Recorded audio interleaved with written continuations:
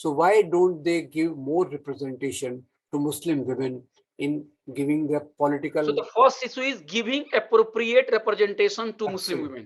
Okay, Absolutely. number one. Number two, extra efforts for their education and employment. It is not, Education and employment. yeah, these three things, Extra efforts. extra efforts for their education and employment, they are absolutely mandatory for other things to happen. And in these situations, whatever they choose should be totally respected. Hello friends, my name is Abhay Kumar and today Professor Ram Puniyani is joining us and the topic of discussion is hijab controversy. We will ask Professor Puniyani to speak on contemporary issues, why the Hindutva forces are making mountain out of mole, and it is once again demonizing Muslim women and Muslims community, and that is creating hatred, that is creating tensions in the society, and the real issues which is related to development, education, health. These issues are put in the background. And I will also request Professor Puniyani to speak the issue of hijab in a larger perspective, because our purpose is not to join the whole game of sensationalism, but to think the issue rationally, to think the issue in a historic, in economic, in sociological perspective, so that we can think about better future, which is based on equality, justice, and welfare to all. Sir, thank you very much for joining on this very short notice. You must be feeling disturbed to see what is happening in Karnataka and everywhere. Yeah. Elections is going on, and instead of taking up the real issues, Hindutva forces are trying very desperately to communalize, to polarize the people. So your take on that? Yeah, you're absolutely right that it is an attempt to polarize the electorate in Uttar Pradesh, because in Uttar Pradesh at the moment all their attempts to polarize on the issue which they have been expert on, means polarizing issues. So far, I think nothing has clicked. They have done this Kashi Mathura, that Kashi corridor, and Ram Temple they inaugurated. But the because this time the situation is so bad that people are feeling the pangs of hunger, unemployment has gone up, the corona effect of migration of the people is very severe. So BJP sole aim in this effort has been to take advantage by polarizing the things. That is number one. Number two, I must say that hijab issue, which has been raked up at this particular time, there is a deeper thing which we need to understand, that every Muslim community in the world tries to reform itself, tries to go beyond the existing so that society can develop in the proper direction of better education, better health, better employment. That is generally the direction of the modern societies, including Muslim majority countries. You see Indonesia, you see Turkey, you see, there are of course diverse forces, but the effort of Muslim communities by and large to take the path whereby development can go on and thereby reforms can also take place. Now in Indian society, the problem is this, that from last 30 years in particular, Muslim community has been facing constant attacks. And because of this communal violence in the beginning, then their humiliation in the hands of these hate mongers, of Adharm Sansads, taking place in the name of Dharm Sansad, where the call of genocide is given, where other dangerous things are spoken, where the call is given that you killed so many Muslims and you will be rewarded. So this plus the recent things, especially about love jihad, Sulli deals, Gulli Bai, all this is creating a deeper sense of fear in the Muslim community. My understanding is that community can progress, community can reform only when it is free from fear. And the right-wing forces which are in power, they are doing their best. They are doing their best in the negative sense to push back the Muslims into the ghettos. So Ajay Kumar, what I feel that ghettoization of Muslims is one of the worst things which has happened in independent India. You see, after every communal violence in Mumbai, ghettos came up. In Gujarat, ghettos came up. And then even in Uttar Pradesh, there was an attempt to polarize in the name of Muzaffarnagar. So, of course, many Muslim countries have banned hijab. Let's be very clear about it. Azerbaijan, Turkey, there are many other countries like that who have banned hijab. But again, I feel that all these processes can take place when the Muslim women feel secure in their house. When they feel insecure because of the communal violence, which is increasing, because of the intimidation, because of the humiliation which the Hindu right-wing forces are trying to put on them, their urge for reform gets slightly intimidated. And the real issues, as you yourself correctly said, that even Muslim women, they want to go for professions, they want to go for education, they want to see that a better family life they are able to enjoy. But all this is very difficult because from outside, their dignity is being attacked. And the type of thing which we saw in Karnataka, that one lone single girl wearing a hijab is being humiliated and intimidated by 40, 30 young boys wearing saffron scarves. So that is a typical picture of India today, where Muslim women feel intimidated by such hooligans who are incited. Of course, these hooligans who went there, I'm sure there must be some unemployed youth looking for employment, looking for some work, and some political forces inside them. They lead them in this path whereby they can attack the dignity of Muslim women. And that's what ghettoizes them mentally. Ghettoization is not just a physical process of a physical space, Muslim community coming together. Ghettoization is also a process of mental isolation from the real concerns which the society faces. And the real concerns definitely are related to social development, a better family life, a better social life, something more fulfilling life of with the country. That is the basic aspiration of all the people, including the Muslim women, including the Muslim men. But such type of attacks try to keep them more and more isolated and more fearful about how to pursue their deeper goals of becoming a full-fledged developed individual in the sense of education and uh, rights which the constitution gives them.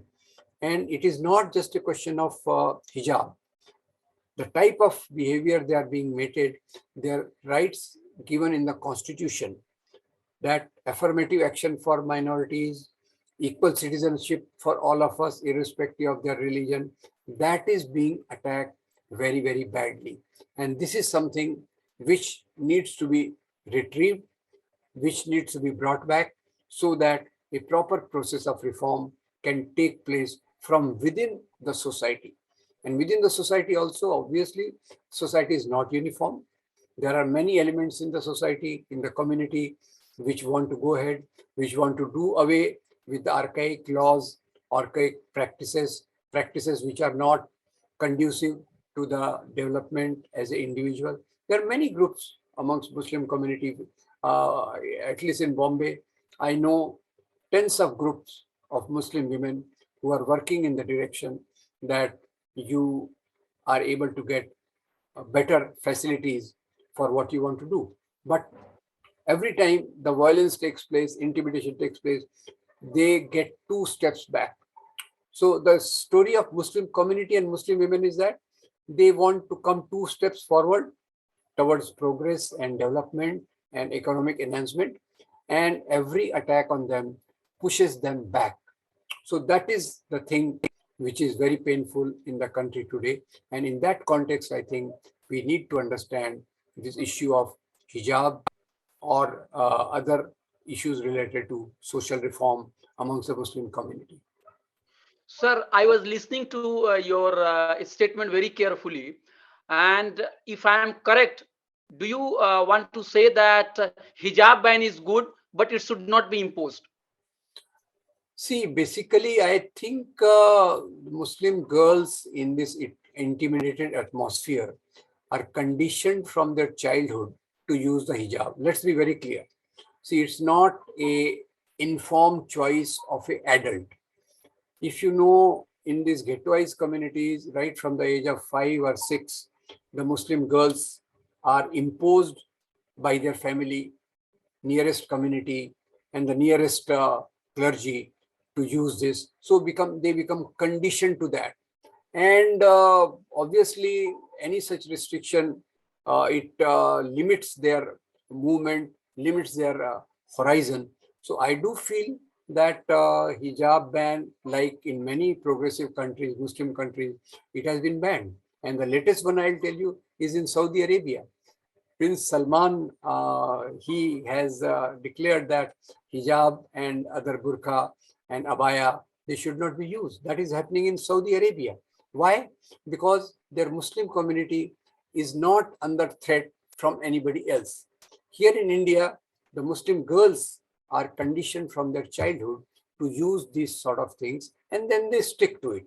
So I do feel that reform is necessary, but the prerequisite for reform is a community which is free from fear, which is free from intimidation by the Hindu right-wing politics, which is very dominating at the moment. And once they are free from this, I can tell you, even before 1992, there are Muslim groups in Bombay which were working for this, which were working for abolition of burqa, triple talaq, polygamy in Bombay. But after Mumbai violence of 92, those groups receded back because the Muslim women were forced into ghettos, and then these groups felt very helpless. So that is a real story which I myself observed when I began trying to understand this communalism issue. I know of a group who was precisely working on this issue, that is, if Muslim women have to progress, they should abolish burqa, hijab, triple talaq, and things like that. But after 92-93 violence, they stopped getting the proper response from the community, because community said that if we are not secure in the society, if we are not safe in the society, how we can think of changing our norms? And that time, this religious clergy and the pressure of the community forces them back. I can tell you one example. When I was working in IIT, till 92, I did not see young Muslim girls of the campus wearing hijab or burqa. After 92-93, it started increasing, and after 2002 Gujarat violence, it went up further. So what my understanding is that girls don't want to take it on themselves, such type of things. But this a community which is under threat, under siege, under humiliation, tries to stick to its identity. Abhay Kumar, here the point is that whenever any community feels threatened physically and emotionally, they try to stick to their identity more than before. And that is the case of Muslim community in India. I myself, when I was in IIT, I observed many of my Muslim students who till that time were not going for afternoon namaz from the laboratory. They started going. They said, this is the thing which is going to save us. So I feel very pained that students have to sacrifice their time, precious time of academia, into these sort of things. But what you do, because this type of atmosphere is being created where Hindu Rashtra, Hindu nation, and Muslims are alien, they should be deprived of the voting rights. When these type of things are concerned, people stick more to their identity.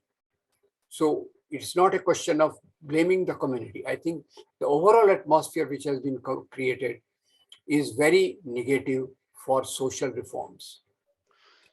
Sir, 2 days back in JNU, there was one protest demonstration against hijab ban, and I was there and I listened to the speeches of several JNU students who are Muslim, and one of the Muslim girl student has said that it is very wrong to believe that hijab has been imposed on me. The Muslim girl has said, she said that she is wearing hijab out of her choice. Nobody in her family has ever said that you have to wear this hijab. So my question is, can we deny agency to that girl, if she is really feeling happy to put on hijab? And they are also raising this point, that the liberals say that my body my right, we should be free to choose what to wear, whom to marry, where to go. So why not Muslims women are given rights to wear hijab? Why there is some teleological thinking or some what should I say, morality involved in that? That okay, if you wear a skirt, if you wear salwar and kameez or sari, it is okay, but hijab should be banned. See, I think that girl who has said that she has taken it by her choice, she should be fully respected. The girls have their own agency, and there should be full freedom of choice for these type of girls who choose it. But my point was different. My point was that this conditioning is not just familial. It is a social conditioning around the society also. Because when a girl is developing, when a boy is developing, multiple factors operate on that particular person. And these factors need not be just restricted to the family. If you see overall in the community that many elders and many clergy are saying that this is our way and this we should follow, so that becomes a sort of a internally motivating factor. And when it comes to that, that agency has to be respected. So my point was something different. My point was that those conditions, those situations, because of which the Muslim community, young girls, 5 years or 6 years. Now, Abhay Kumar, you think a girl of 6 years, does she have the choice to decide whether hijab is good or a burqa is good? Obviously not. So I see in many of the Muslim ghettos, 6 year, 7 year old girl wearing hijab and burqa. So that I say is a social conditioning. This girl which you are referring to in the GNU, I fully respect her sentiments. She has a full agency to choose. But my point was those situations which are leading to such conditioning of young girls, those conditions should be relaxed. They should be done away with. That fear, that regular repetitive violence, regular repetitive humiliation, that has to be stopped. And that regular repetitive violence is inflicted by Hindu right. There is no doubt about that. But sir, we teach political science, and the one definition which is given in the textbook, that a liberal state has no business with individuals' choice. Choice is given, and you can exercise it. But authoritarian and totalitarian state will be looking at all aspect of your life: what to eat, what not to eat, where to go, what not to go. Even your telephone will be I think monitor that where are you going, what you are talking. So similarly, so I am just continuing this logic further, that in 21st century, shouldn't we support pluralism? Should not we stop thinking about that what is good dress and what is bad dress? One should be free to choose. And even progressive people, secular people, left forces, their credential to secularism and minority rights are not being doubted, but they should think beyond that, beyond that, what is good and what is bad. Sir, your See, suggestions. this is a very good question, Abhay. See, but I'll tell you, I'm not talking of the free choice in a liberal state. That is a prerequisite for a liberal state, a democratic state, a secular state. I'm not talking of that. I am talking that in our country, that particular liberalism is being attacked at a deeper level by introducing sectarian nationalism, narrow nationalism, which is leading to violence and which is definitely targeting certain communities. So that is a point of my understanding, that unless we do away with that, the choices itself may be modulated. I'm just guessing by observing the poor communities, poor Muslim communities, and even in the small age of that girl, why they are forced to do this way. And that I am not blaming the community at all. I am with the community. I am with the minority rights. I am with the liberal state. But that liberal state, liberalism is being very badly damaged by the Hindu right wing. I have no hesitation in saying that. And it is there with that the process of this type of a ghettoization and these type of choices can take place. Despite that, we must fully respect the choices of the, so this may not be, this may sound contradictory, but what I say, that choices are also should not be imposed from the age of 5 or 6. If the girls are being made to choose, or these things are imposed upon them, the choices are definitely going to be doctored. They are going to be modified. So otherwise you tell me, Abhay, that why in Saudi Arabia they have banned the hijab and burqa and abaya, and why in countries like Turkey and Azerbaijan and many other Muslim countries. Sir, I have studied some literature on All India Muslim Personal Law Board, and when similar questions are being asked, that in Pakistan there is this reform and that reform. So one big intellectual of that organization wrote one pamphlet. If I'm correct, his name was Mujahidul Islam. So he wrote one pamphlet and he said that why are you giving example of Pakistan, which is not a democracy? But So why are you bringing the example of Saudi Arabia as far as hijab ban is concerned? They will say that Indian democracy, Indian constitutions, we have faith in that. So you talk about Article 25, you talk about religious freedom. Why you are going to some other country which has a different history, and maybe that they are doing banning or doing something which is designed for some other goal? yeah, that, see, it is like this. I am not giving the example because people are saying that this is mandatory in Islam. That was the argument I was saying.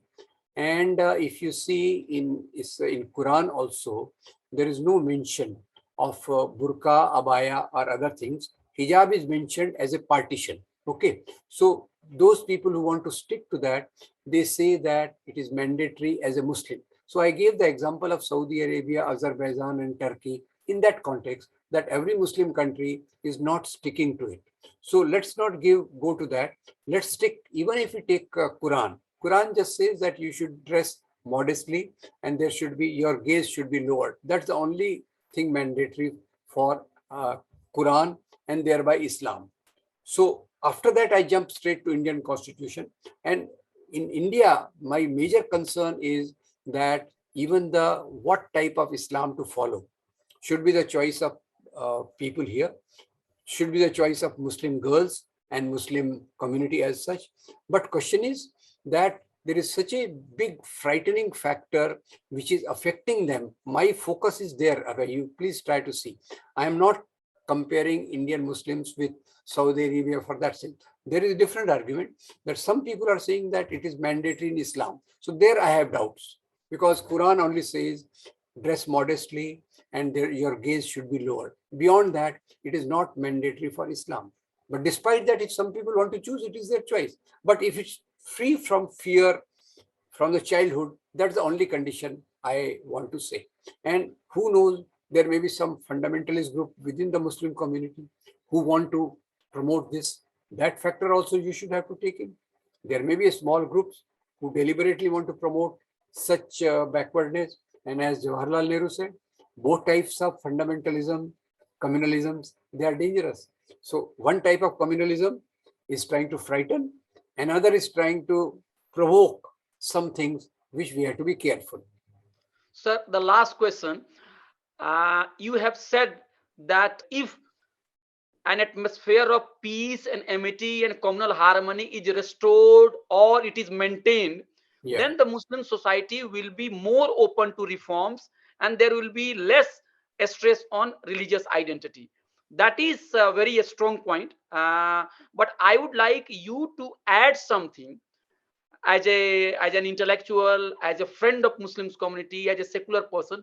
What other measures should be taken apart from giving an atmosphere of peace and harmony, maintaining peace and harmony? What other measures should be taken for development of Muslim movement, particularly even in elections or in intellectual discussion? The concern, the issue of the Muslim movement do not find sufficient space. So your study, what would you like to say as a friend of Muslims community? Yes. See, that way I am a friend of all the communities as far as religion is concerned. There is no special that I have. Definitely like to say in our society, there is a stronger need to have more affirmative action for Muslim women. Like you see, such as for example, political parties who want to follow our constitution. Constitution has a strong clause for affirmative action.